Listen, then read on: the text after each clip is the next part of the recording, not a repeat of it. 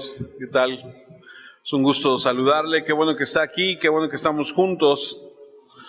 El día de hoy vamos a continuar de cierta forma y vamos a terminar con lo que hemos estado hablando en las últimas semanas acerca de contestar a la respuesta más importante que alguien se pueda hacer en la vida, que es cómo obtener la vida eterna. Y la semana pasada que estuvimos juntos les dije que a la pregunta expresa del abogado que está con Jesús sosteniendo este diálogo de quién es mi prójimo, es que vamos a estar estudiando nosotros el día de hoy este tema. Para no perder más tiempo, vamos a ir a Lucas, que es de donde se desprende la enseñanza del día de hoy, que es la continuación de lo que hemos estado viendo. Lucas capítulo 10, versículo 30. Recuerdan que la semana pasada el abogado, el experto en la ley, queriendo tentar a Jesús, le hizo una pregunta: ¿cómo puedo obtener la vida eterna? Jesús le dice: ¿qué entiendes tú?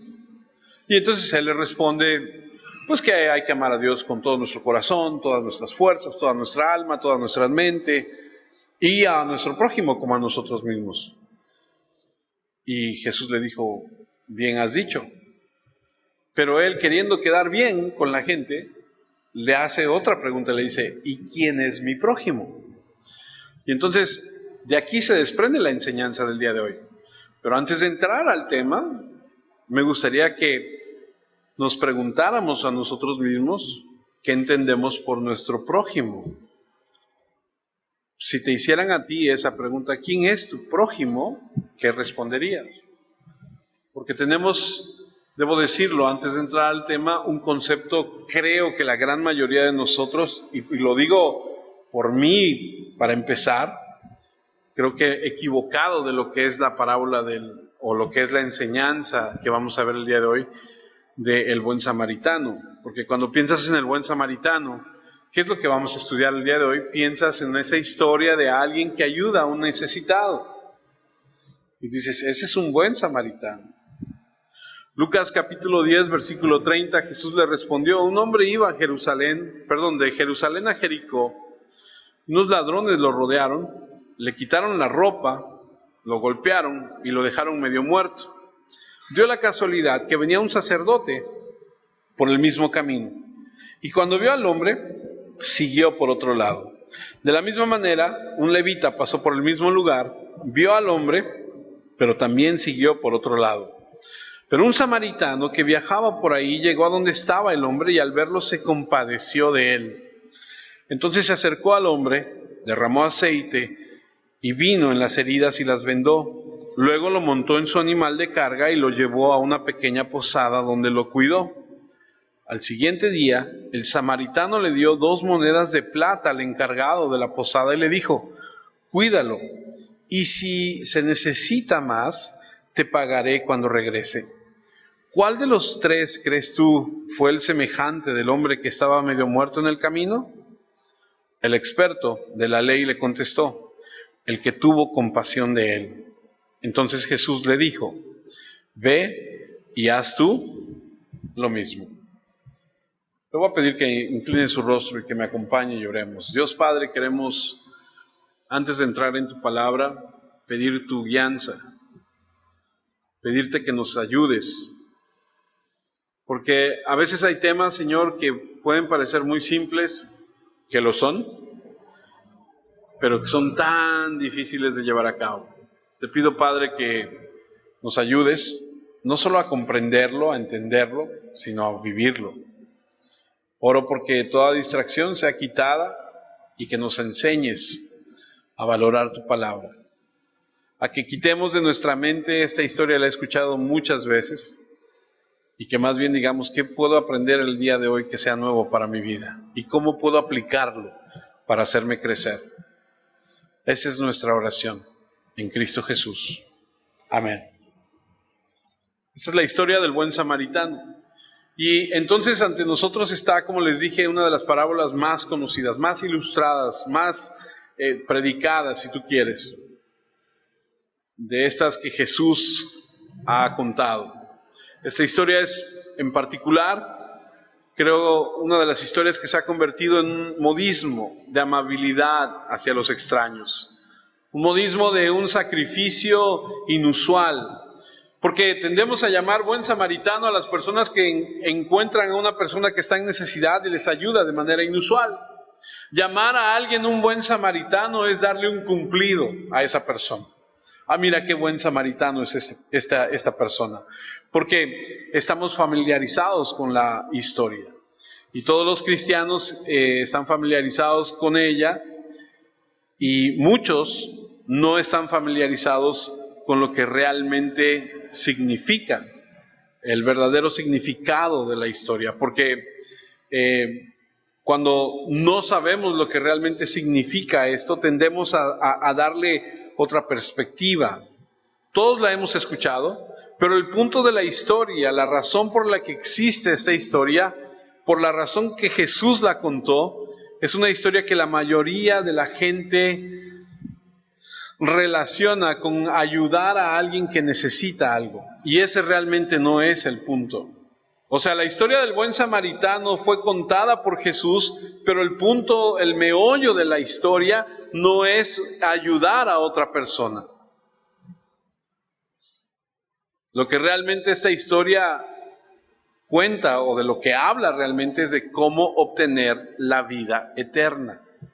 Porque recuerde, siempre recuerde esto. No puede usted sacar un texto de un contexto, porque va a formar un pretexto. Entonces, venimos de 3 semanas hablando de este hombre que está cuestionando a Jesús de cómo obtener la vida eterna, y durante 3 semanas hemos hablado de eso, y hemos llegado a la pregunta que este hombre le hace otra vez a Jesús: ¿y quién es mi prójimo? Y entonces Jesús, basado en lo que él le preguntó, es que cuenta esta historia, pero está interconectada con la pregunta: ¿cómo obtengo la vida eterna? Y Jesús está enseñando. Este abogado, este escriba, experto de la ley de Moisés, de la ley judía, como hemos dicho, tenía la intención de poner a prueba a Jesús y preguntarle. Y entonces Jesús le ha respondido: ¿qué es lo que tú piensas? Este hombre ha dado la opinión que dice la Escritura, que aprendió en el Antiguo Testamento. Él sabe, él conoce de la resurrección, él conoce del reino eterno, él sabe, porque fue instruido en eso, que hay una promesa de parte de Dios que se va a heredar la vida eterna después de esta vida, que esta vida no se termina aquí, que como hemos dicho, mucha gente piensa que cuando uno muere, uno lo entierran y se acabó. No, la Escritura dice que es el comienzo de la eternidad. Y dijimos que todos somos eternos. ¿Somos eternos para vivir en la presencia de Dios o somos eternos para la condenación eterna? Y entonces hemos aprendido que esta pregunta se planteaba frecuentemente y que Jesús en muchos lugares de los evangelios trató con esto, habló de esto. Muy a menudo habló de la vida eterna, y estaba la gente de ese entonces preocupada porque la próxima vida, esta vida eterna de la que se les había enseñado, estaban preocupados por ello y querían estar seguros de cómo poder obtenerla, a pesar de saber, como dice la canción. Los más chavos no saben de qué hablo, pero los más rock and rolleros sabemos que a pesar de saber, a pesar de que ellos conocen lo que dice la Escritura, no están seguros de que ellos tengan esa vida eterna, y entonces están consumidos de lo que va a suceder y de cómo pueden estar seguros. Querían estar seguros de no perderlo. Y como dijimos la semana pasada, a pesar de que ellos están apoyados o recargados o medio seguros de su judaísmo, su circuncisión, sus ceremonias, sus tradiciones, saben en su corazón, porque su corazón los acusa, que no están ciertamente calificados para obtener esa vida eterna. Y entonces están constantemente preocupados, persistiendo, indagando, porque saben que pueden por la parte de afuera parecer, pero saben que por dentro no están bien.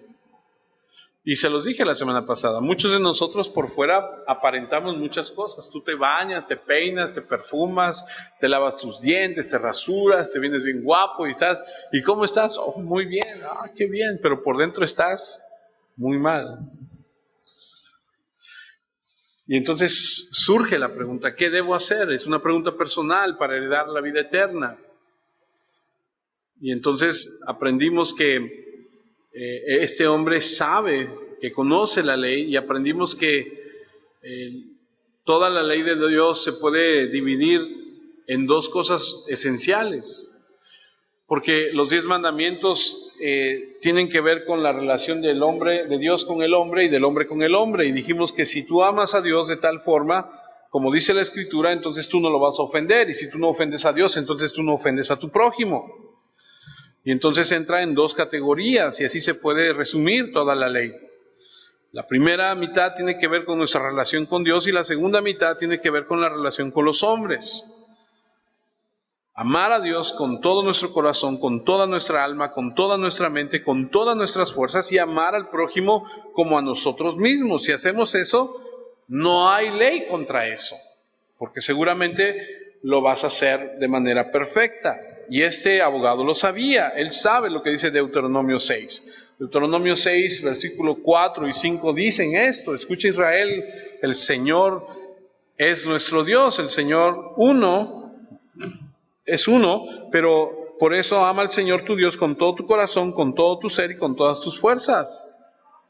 Y luego Levítico 19:18 dice: no alberguen rencores ni sean vengativos con sus compatriotas, más bien amen a sus semejantes como a quienes, como a sí mismos, porque yo soy el Señor.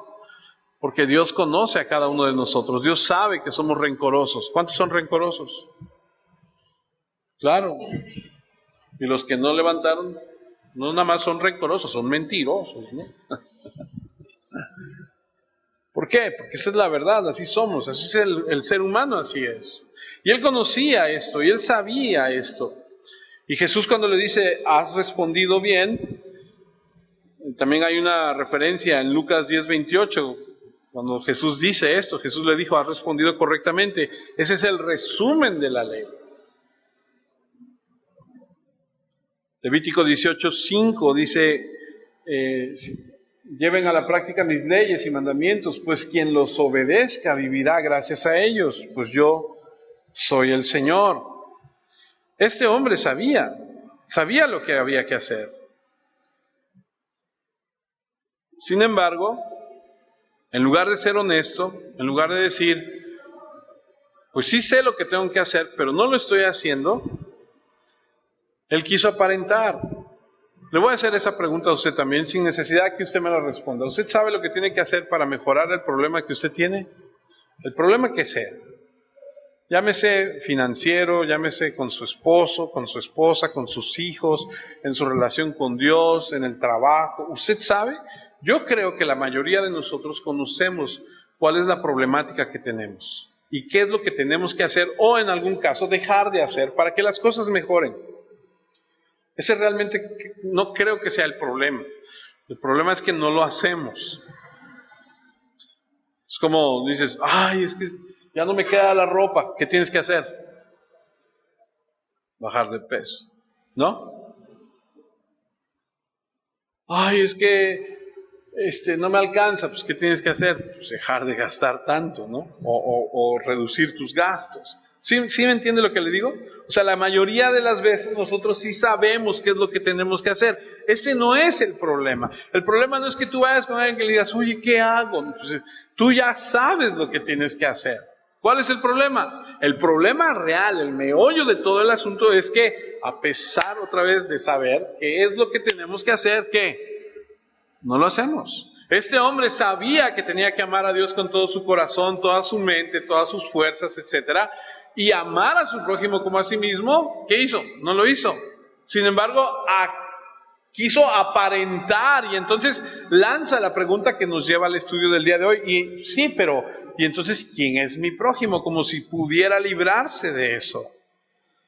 En lugar de haber dicho, mira, no puedo amar a Dios así, no puedo amar a Dios en todo tiempo, perfectamente, con todas mis facultades, no puedo amar a cada persona a mi alrededor con un amor perfecto de la misma manera en la que me amo a mí. No puedo hacer eso, no he hecho eso nunca, no soy capaz de hacerlo. Admito mi incapacidad. Vivo en constante violación de ese estándar porque no puedo ser perfecto como el Padre que está en el cielo. No puedo ser santo como Él. Por lo tanto, soy un pecador y me dirijo al castigo y perderé el reino a menos que reciba perdón y misericordia. Y debió haber clamado por eso. Sin embargo, ¿qué hizo? Quiso aparentar. Y entonces me llama la atención que es una oportunidad de enseñanza para nosotros de reconocer quiénes estamos en ese punto. O sea, quiénes de nosotros estamos en una situación similar a lo que este hombre está haciendo. Porque yo te voy a decir una cosa, tú puedes aparentar todo lo que quieras, pero llega un día donde tú vas a ir a la presencia de Dios y ahí no hay.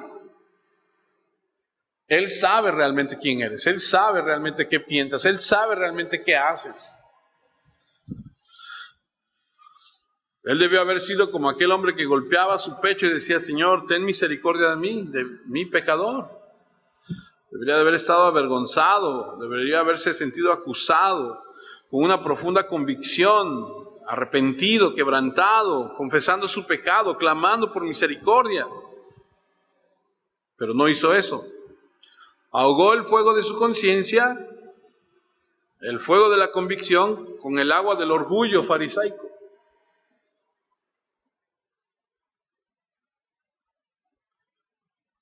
Porque Lucas 10:29, que no está ahí, que lo vimos la semana pasada, dice, pero queriendo justificarse a sí mismo. Y ese es el triste propósito. Quería convencer a la gente de que él era justo. Quería mantener la apariencia, la fachada. Y lanza esa pregunta, ¿quién es mi prójimo?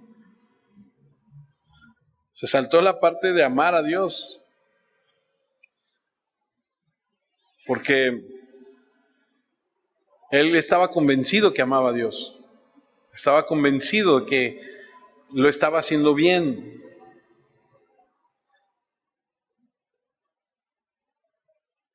Y dijimos la semana pasada que cínicamente preguntó, ¿y quién es mi prójimo? Como si hubiese otra definición de prójimo.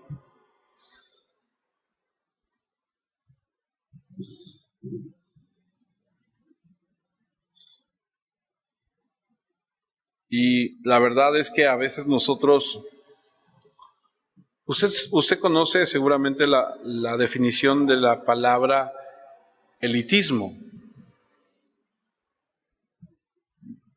Elitismo, de elegir, de decir, somos diferentes,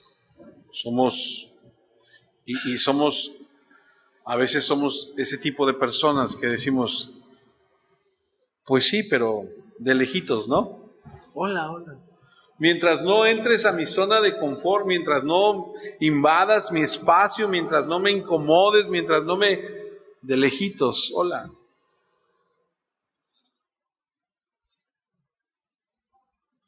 Revisa para ti quiénes califican como tu prójimo.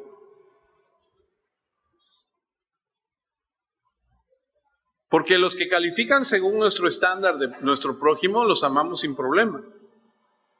Porque para nosotros nuestro prójimo son nuestros esposos, nuestras esposas, nuestros hijos, nuestros padres. Y a esos los amamos sin problema.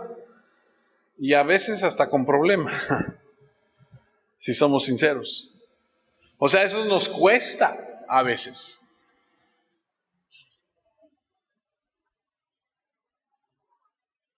Entonces lo que quiero decir básicamente es que la gente que está fuera de ese círculo, la gente que está más allá de ese círculo, híjole, pues si a estos que están en el círculo, que digo que los amo, que son parte de mi familia, que me cuesta, los que están fuera, que podrían ser, ¿quiénes son los ¿Quiénes son los próximos en ese círculo? Mis amigos, mis conocidos o mis familiares. Porque tu familia es tu esposa, tus hijos. Luego están tus familiares, que son tus padres y tus hermanos, tus sobrinos. Y luego, fuera de ese círculo, están tus conocidos, tus amigos, la gente con la que has crecido, la gente con la que te llevas bien, que tal vez creciste con ella en el barrio o fuiste a la misma escuela desde hace mucho, qué sé yo. Dices, pues sí, pero fuera de esos de ahí dices, no, pues ese ya no lo conozco. O sea, ese, ¿quién es?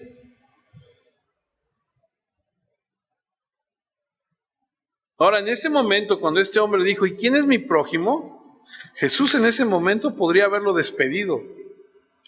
Podría haberle dado un zape de pácale, sáquese por ahí, usted no sabe nada. Sin embargo, la compasión de Jesús rebasa todo entendimiento, porque él pudo darse cuenta que este hombre está endurecido, está lleno de orgullo. Jesús pudo haber pensado, haber dicho, yo no voy a tirar las perlas a los cerdos. Sin embargo, en su compasión, en lugar de rechazarlo, intentó explicarle, le dio una oportunidad más, le da una perspectiva nueva de su propia miseria, de su propio pecado, para llevarlo a un entendimiento, de una posición ante Dios como alguien que no está cumpliendo los estándares de Dios, alguien que no ama a Dios y que no ama a su prójimo.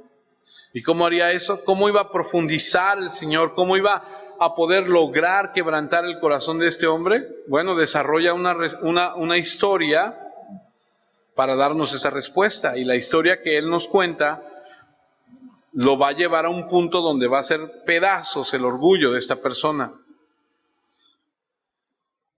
para que él en su mente espiritual se dé cuenta del orgullo que hay en su corazón y se convierta en alguien que entiende. Es una historia inolvidable, es una historia que trae una convicción, que te deja ver realmente cómo es la situación y está diseñada para darnos cuenta.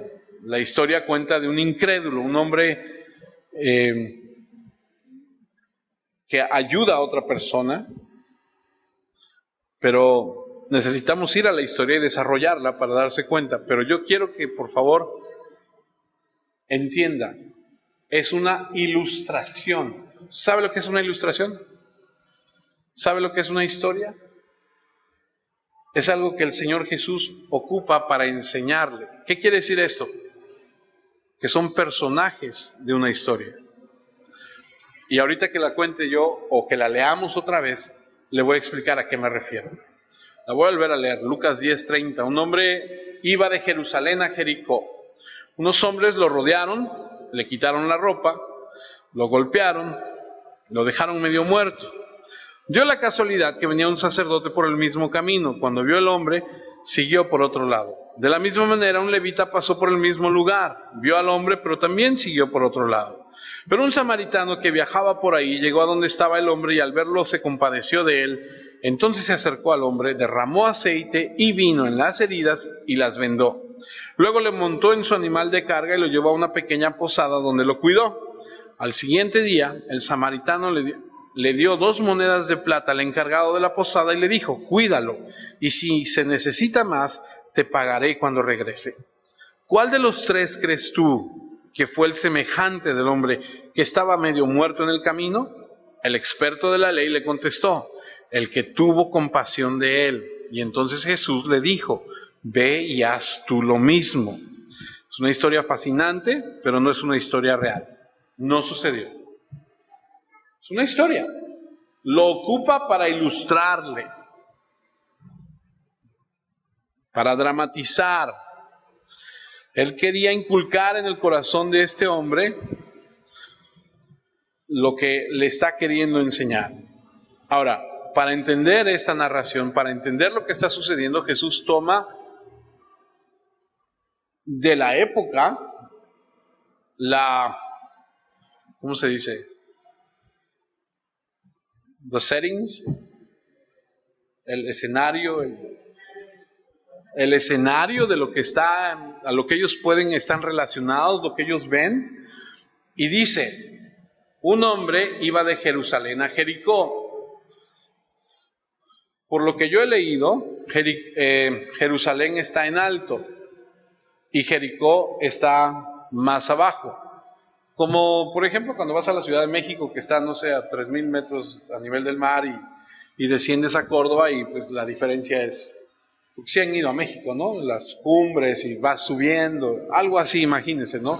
Entonces Jerusalén está en un punto y Jericó está en otro. Bueno, entonces había que descender, y venía este hombre por este camino que es legendario, es peligroso, o sea, es decir, es conocido porque en ese momento, en ese tiempo, ese camino era muy conocido. De hecho se le conocía como el camino de Adumim, que es una palabra relacionada en hebreo para sangre. Entonces se le conocía como el paso sanguinario o el paso de la sangre, y hacía referencia a que era peligroso, porque no solamente era peligroso porque cuando ibas caminando por ahí te podías ir al barranco, sino que también había lugares donde se podían esconder los ladrones, y cuando tú ibas pasando te salían de la nada, ¿no? Entonces te asaltaban. Y entonces este camino fue muy conocido por eso. Y Jesús sitúa a este hombre en esa historia, en ese lugar familiar, el camino de Jerusalén a Jericó, y dice, hay un hombre que viene bajando, cae en manos de ladrones, estos hombres lo rodean, lo golpean, lo despojan, lo dejan medio muerto, le quitan prácticamente todo, está prácticamente desnudo, y lo dejan ahí tirado en estado crítico. Y estaba en un proceso batallando entre la vida y la muerte, ahí tirado en este camino. Y entonces un camino bastante difícil, bastante solitario. Y el versículo 31 nos dice, dio la casualidad que venía un sacerdote por el mismo camino.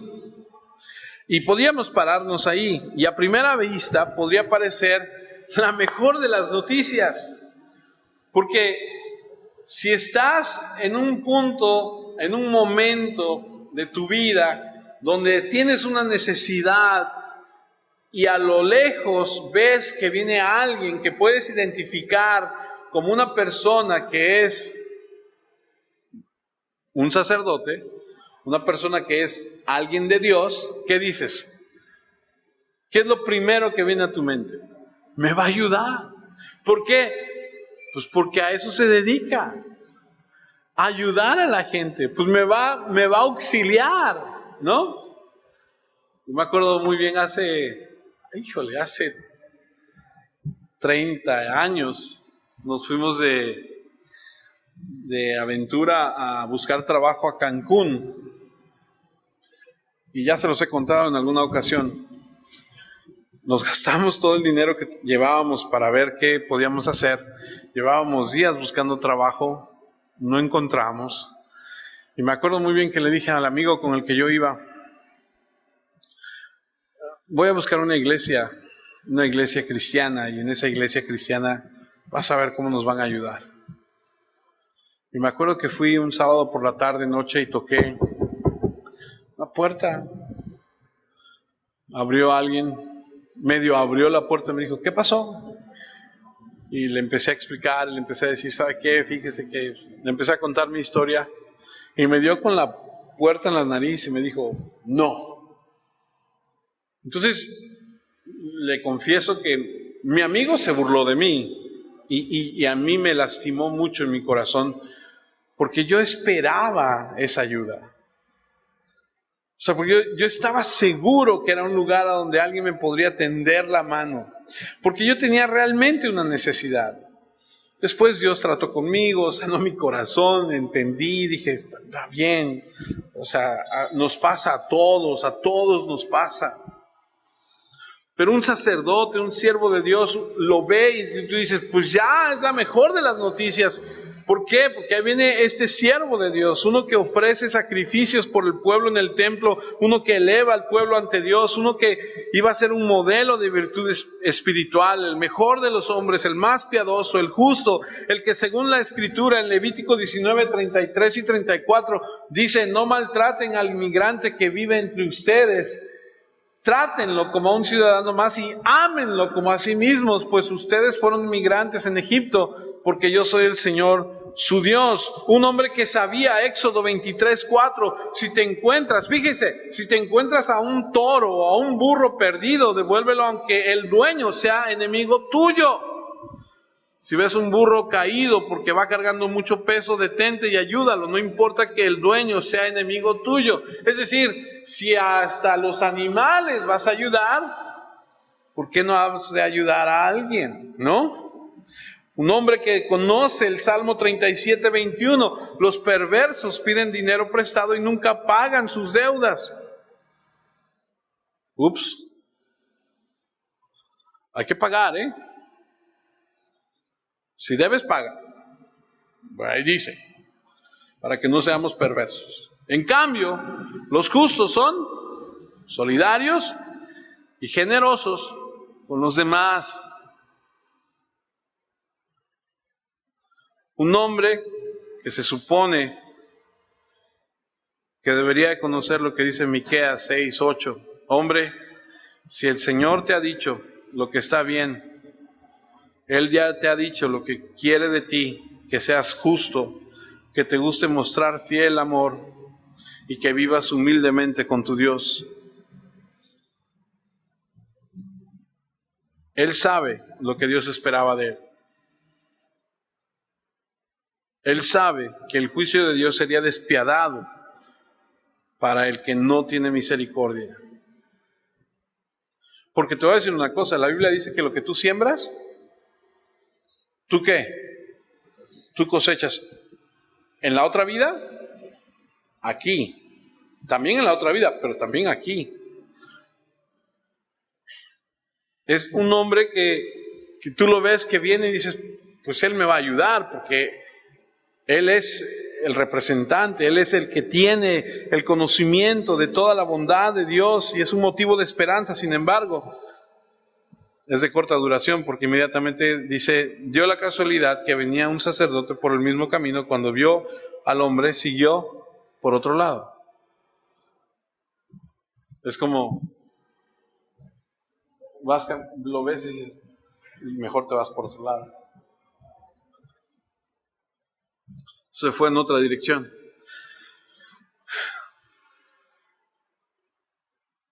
¿Qué podíamos concluir? Que el sacerdote no tenía amor por el hombre.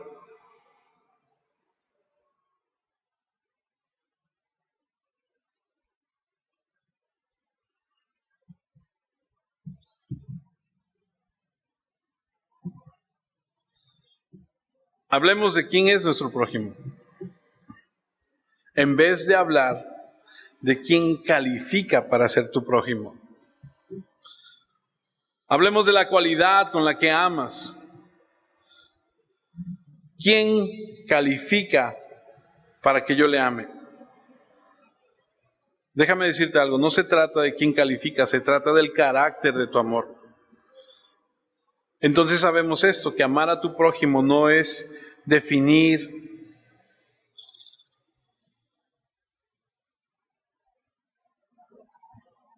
una definición estrecha de amor que pertenece solo a ciertas personas. Es lo mismo que amar a Dios. Debes amar a Dios con toda tu facultad, todo tu corazón, tu mente, tus fuerzas. Y así debes amar al prójimo. Y no es quién es tu prójimo, es quién eres tú lo que determina ese amor. Es decir, no importa quién sea, no es que si califica o no califica, no es si tiene o no tiene, no es si es de mi familia o no, no es si es mi paisano o no es mi paisano, no es si es hombre o es mujer, no es si es un borracho, no es eso. ¿Qué determina? Lo que hay dentro de ti, lo que se supone que tenemos aquí adentro. Muchos comentaristas, y por eso le dije que cuando empezáramos a ver lo del buen samaritano, tendríamos que tener la perspectiva clara, porque muchos comentaristas han dicho, no, es que el sacerdote creyó que estaba muerto, y como es sacerdote no podía acercarse, porque si se acercaba se contaminaba. Muchos han dicho, no, pero es que él iba de Jerusalén a Jericó, no iba al templo. Si hubiese sido al revés, entonces a lo mejor sí, pero como iba de Jerusalén a Jericó, si lo ayudaba, bueno, tenía algunos días para purificarse, y cuando regresara, pues ya estaba bien. Y entonces se han enfrascado en una serie de comentarios. Otros decían, bueno, lo que pasa es que él también no quería correr la misma suerte. ¿Qué tal si él era el próximo? Y por eso no se acercó. Otros dicen, no, es que él no quería interponerse entre el castigo de la ira de Dios hacia ese hombre. ¿Cómo se va a intrometer? No. Pero no es eso, es que es solamente una ilustración. No podemos ponernos a asumir algo que no sabemos. Jesús simplemente lo usó como una ilustración. Pero esa ilustración nos permite ver muchas cosas. Siguiente versículo, Lucas 10:32. De la misma manera, un levita pasó por el mismo lugar, vio al hombre, pero también siguió por otro lado. Para aquellos que conocen un poquito la historia, o más bien la escritura, saben que Leví es una de las tribus, de ahí vienen los levitas. A ver si puedo. Cuando Dios escoge a Abraham, le permite tener un hijo que se llama Isaac. Isaac tiene 2 hijos. De esos 2 hijos, uno de ellos es el papá de las 12 tribus. De esas 12 tribus que forman Israel, una tribu es Leví. De esos levitas, el que es Aarón, el hermano de Moisés, de ahí salen todos los sacerdotes. Pero los que son levitas, pero no son hijos de Aarón, sino son hijos de otro, pero de la misma tribu, son los levitas. No sé si me explico. Esos no son sacerdotes porque no son hijos de Aarón, pero siguen siendo levitas. Esos levitas son, digamos que de un rango menor. Siguen siendo asistentes, siguen siendo personas importantes dentro de la jerarquía, pero son menos que el sacerdote. Digamos que son los asistentes de los sacerdotes, eran los que formaban la policía del templo, se ocupaban de asuntos, ayudaban, etcétera, etcétera, sabían de la ley, estaban familiarizados con la función, estudiaban junto con los abogados, los escribas, etcétera, pero eran una parte inferior de lo que era la jerarquía. Pero este hombre, también, que se supone que es de una élite religiosa, dice que se fue por otro lado. Algún comentarista que leía yo dice que Lucas 10:21 es a lo que se refiere cuando dice lo siguiente. Lucas 10:21, en este momento Jesús, lleno de alegría del Espíritu Santo, dijo: Te alabo, Padre, Señor del cielo y de la tierra, porque has escondido estas cosas de los sabios y entendidos y se las has revelado a esos que son como niños. Sí, Padre, porque así te agradó. Es decir, a estos hombres que conocen mucho, que saben mucho, no se les fue revelado la verdad de todo lo que conlleva la vida eterna.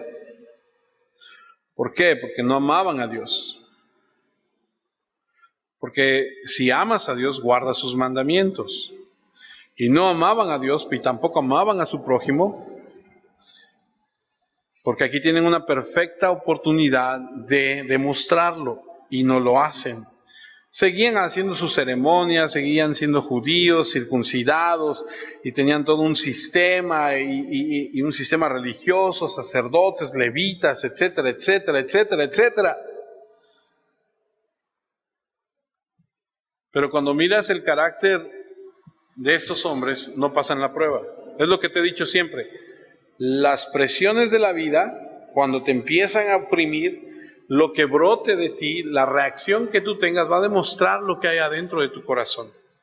Eso es siempre. La próxima vez que te pegues en el dedo pequeño del pie con la pata de la cama y lo que salga de tu corazón, vas a decir, eso es lo que hay en mi corazón, eso es lo que hay en tu corazón. La próxima vez que alguien se te cierra en la calle y lo que salga, eso es lo que hay ahí adentro de tu corazón. Lucas 10:33, pero un samaritano que viajaba por ahí llegó donde estaba el hombre y al verlo se compadeció de él. Ahora, para entender esto un poquito también, necesitamos saber quiénes son los samaritanos. En la historia del pueblo de Israel, dentro de toda la historia, hay un momento donde el pueblo se divide. Algunas tribus se van al norte y otras se quedan en el sur. Las del norte, que fueron conquistados y fueron llevados por otros reinos, no regresaron muchos de ellos. Regresaron pocos, y cuando regresaron se dieron cuenta que los que se quedaron no fueron fieles a la tradición de ellos de guardarse y de nada más juntarse entre ellos, sino que se empezaron a mezclar con otros pueblos y contaminaron lo que para ellos era la cepa pura, ¿no? O sea, por eso Pablo dice, yo soy fariseo de fariseos, o sea, yo soy de un linaje. O sea, ¿quién de los que estamos aquí puede decir que es mexicano? No que sus papás sean españoles o que... No, son mexicanos. ¿Sí? ¿Sabe a lo que me refiero? ¿No? O sea, de un linaje puro, ¿no? A eso se refieren. Y el pleito o la enemistad o esa situación que había entre el judío y el samaritano era ese. Básicamente eran del mismo pueblo, pero el samaritano se había mezclado con otras personas, se había mezclado con otros pueblos, y entonces, el judío y el que nació de esa relación ahora es samaritano, y entonces dicen, pues es que no debiste haber hecho eso, o sea, pues sí tienes medio sangre de nosotros, pero no eres como nosotros, entonces no te aceptamos. Y hubo un rechazo entre ellos, y hubo cierta situación ahí que llegó a tal punto que los judíos que tenían que cruzar por esas partes a donde estaba Samaria, preferían rodearla antes de cruzar por Samaria, porque era tanta la adversidad que había entre ellos que decían, preferimos darle la vuelta, no queremos ni siquiera traer el polvo de esa tierra en nuestros zapatos. O sea, para nosotros no es agradable ese tipo de personas, y esa es la persona de la que estamos hablando aquí, del samaritano. Eran odiados por los judíos. La animosidad era profunda. Por eso, cuando tú lees el Evangelio y te das cuenta que Jesús dice, tengo que pasar por Samaria, y se encuentra con la mujer que está en el pozo, para ellos fue algo sorprendente, porque la mujer dice, oye, ustedes los judíos a nosotros no nos hablan, ¿por qué me estás hablando?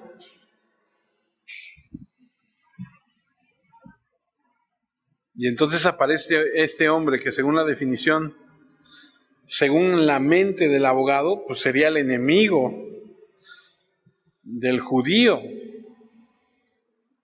¿Y cuál es la actitud de este hombre, de este samaritano, hacia este hombre de la ilustración que está ahí herido, que está ahí entre la vida y la muerte?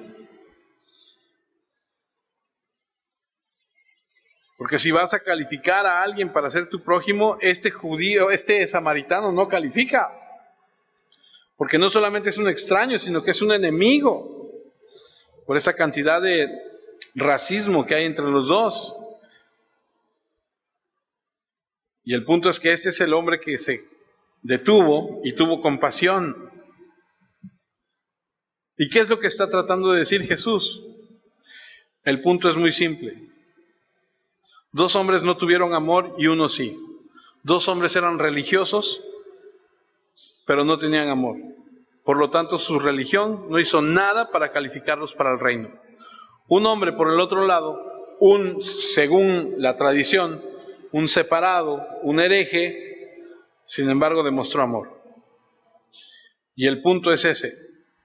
No es un asunto religioso, aquí el asunto es el amor. El samaritano tomó el centro del escenario de la historia y se convierte en el punto de la historia.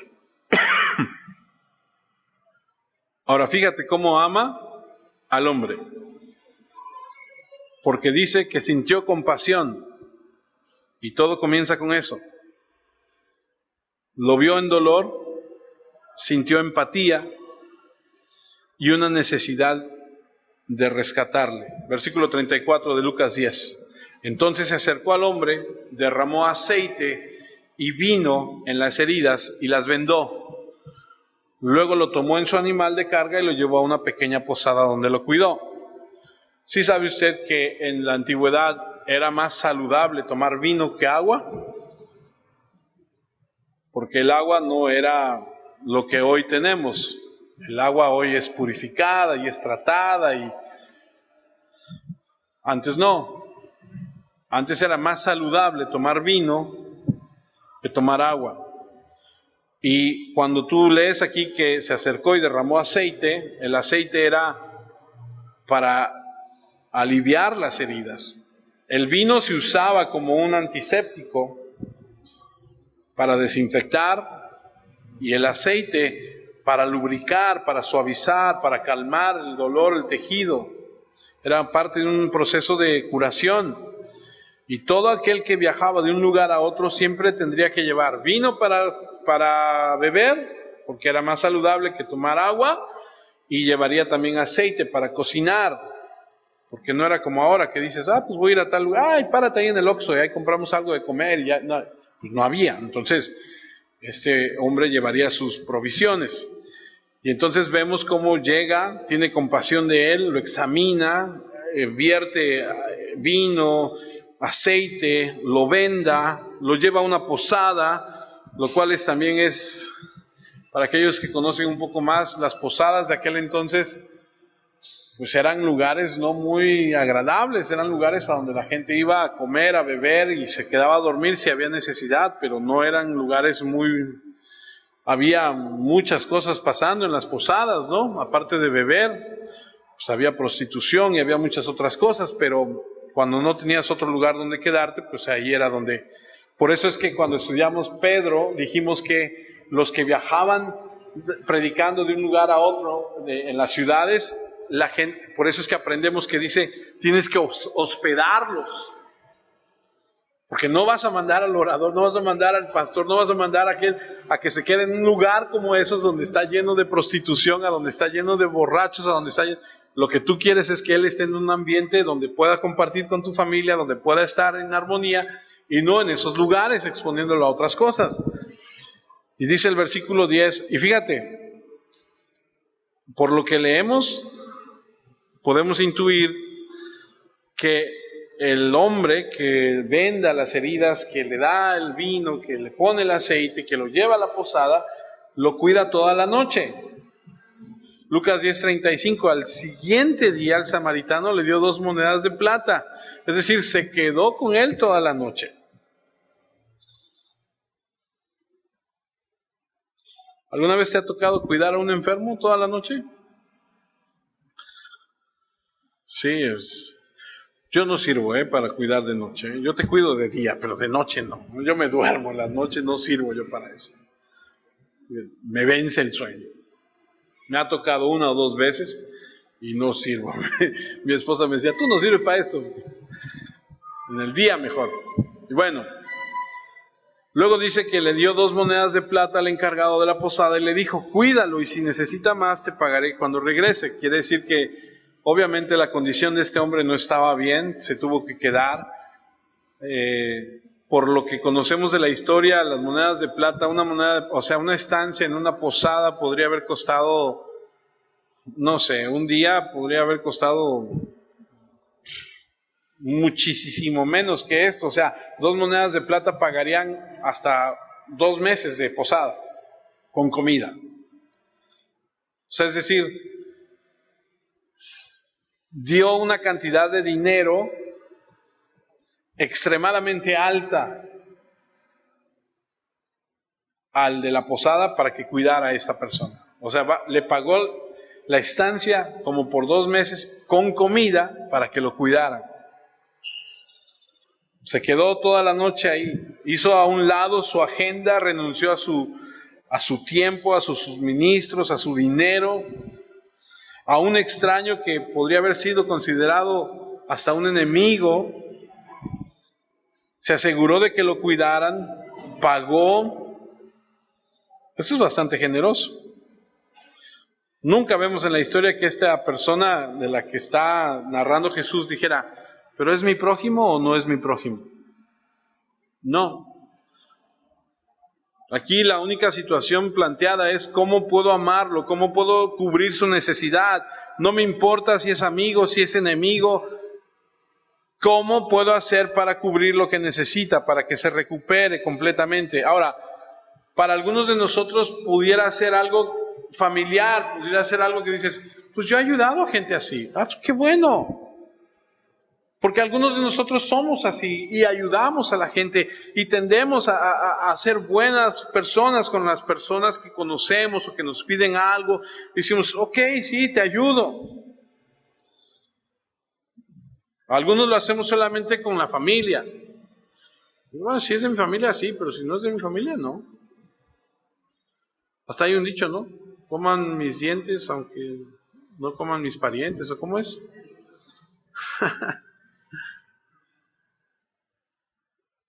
Pero ese no es el problema. Aquí la cuestión es, ¿toda tu vida has amado así a los extraños? La respuesta es por supuesto que no. Porque no hacemos esto todo el tiempo con todos.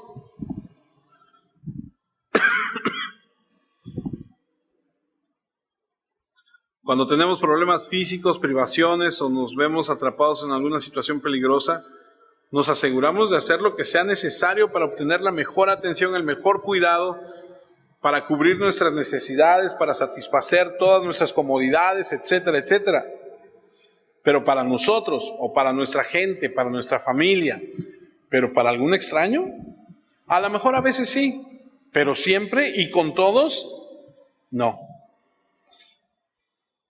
Y aquí la historia entonces se trata de un amor ilimitado.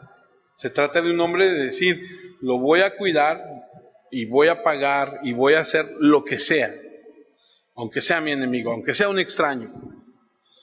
Aquí el punto es que este hombre lo necesita y yo voy a cubrir eso. ¡Wow!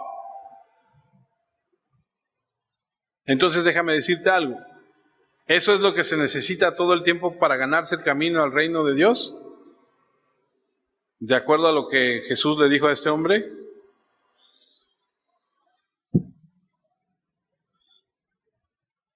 ¿Es el punto acerca de la vida eterna? Sí, debes amar a Dios con todas tus fuerzas, con toda tu mente, con todo tu corazón, con todo lo que eres y a tus semejantes como a ti mismo. Sí. ¿Lo hacemos? No. ¿Quién califica? Nadie. Y entonces dices, no, pues entonces ya. Pues nadie califica. Pues no, nadie califica. Entonces, ¿cómo le podemos hacer? Pues por eso tenemos que ir a aquel que es la fuente de todo esto, que es Cristo mismo.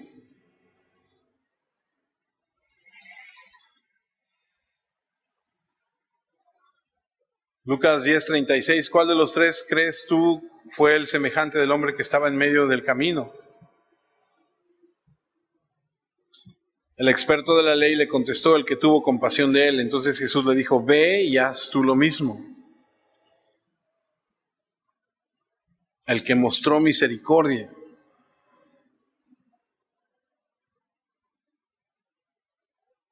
¿Cómo voy a conseguir eso? ¿Cómo voy a lograr hacer eso?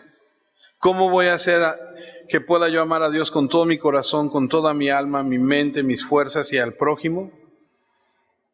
¿Cómo puedo hacer eso? En tus fuerzas no puedes. Y es más, te puedo decir algo, nunca podremos hacerlo. Por eso necesitamos ir a la fuente del amor, por eso necesitamos ir con Él y por eso necesitamos reconocer delante de Dios, Señor, yo nunca voy a poder hacer eso si tú no me ayudas. Señor, si esa es la condición para entrar al reino de los cielos, amarte a ti de esa forma, amar a los demás, pues estoy descalificado. O sea, ya realmente yo no puedo hacerlo.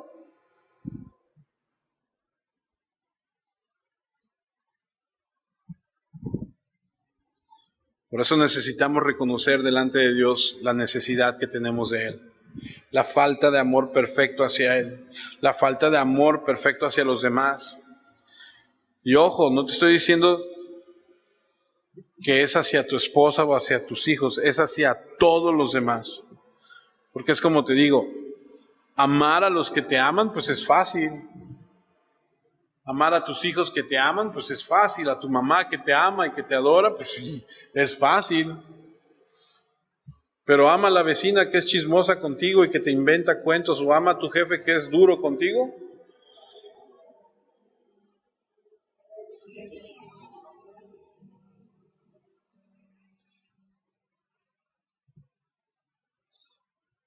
Así que el buen samaritano amó a este hombre con ese mismo tipo de cuidado, sacrificio ilimitado, abierto, espléndido, generoso. Y eso es lo que Dios quiere que hagamos nosotros. Y Jesús termina diciendo, ve y haz tú lo mismo. ¿Lo hizo? No, no podría. ¿Se arrepintió? No, aparentemente no. ¿Heredaría el reino de Dios? No creo. ¿Quiénes entonces? Pues aquellos que se arrepienten por su falta de amor hacia Dios y hacia los demás y claman por misericordia y perdón a Cristo, quien pagó la pena por ese perdón a través de su muerte en la cruz. Solamente así. No hay otra. No se puede. Te lo he dicho varias veces. Amarme a mí se requiere de Cristo. Amarte a ti se requiere de Cristo. Es así, es verdad, así es. Por eso necesitamos aprender y caminar y desarrollar ese amor y esa paciencia y esa tolerancia y amar a de esa forma, como te he dicho, porque no puedes amar al prójimo con un amor eros, no puedes amar al prójimo con un amor fileo que es de amigos o erótico, porque no es así. O sea, tienes que amar a los demás con el amor de Dios, que lo soporta, que lo perdona todo, que lo cree todo, que está dispuesto a todo. ¿Quiénes aman así? Nadie. Hay que hacer, ¿qué hay que hacer? Hay que hacerlo, hay que amar, hay que ir con Jesús y decirle, yo no te amo así, yo reconozco que no te amo así. Porque tú no vives en mi corazón y más bien en mi mente todo el día y todos mis pensamientos son hacia ti. O sea, si alguien así vive, pues es casi perfecto. Entonces les animo a que pensemos cómo es nuestra relación con Dios y que amemos más a Dios. Y por ende, amemos más al prójimo. Incline su rostro y oremos. Dios Padre, queremos, ahora que hemos escuchado, Señor, acerca de la verdad que hay en tu palabra con referencia a cómo debemos amarte a ti y cómo debemos amarnos unos a otros. Creo que no estoy equivocado si es que hablo al decir que nos falta, Señor, nos falta amarte más, amar a nuestro prójimo más. Señor, enséñanos. Gracias por la oportunidad. Gracias por la oportunidad que nos das de escuchar tu palabra, de reflexionar en ella, de caminar en ella. Gracias porque nos estás enseñando, nos estás advirtiendo, nos estás llevando, conduciendo. Porque no habrá pretexto para decir yo no sabía. No habrá pretexto que valga para decir es que yo no lo escuché. El conocimiento lleva responsabilidad porque hoy que lo conozco, hoy que lo sé, hoy que lo entiendo, me compromete, me ata a esa verdad y si realmente te amo, tengo que obedecerte.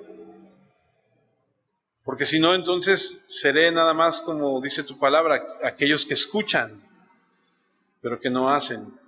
Y nosotros no queremos ser como esas personas que solamente escuchan.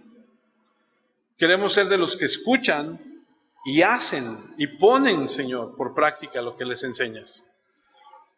Te damos muchas gracias porque nos das esa oportunidad, nos permites tu bendición. Oro por mis hermanos, te pido por sus vidas, por sus matrimonios, por la relación entre ellos, con sus hijos, con sus parejas.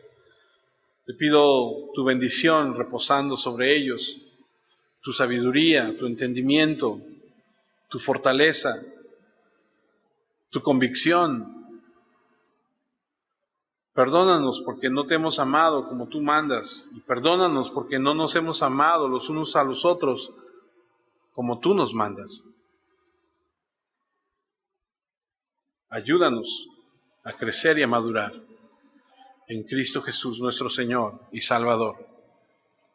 Amén, Señor.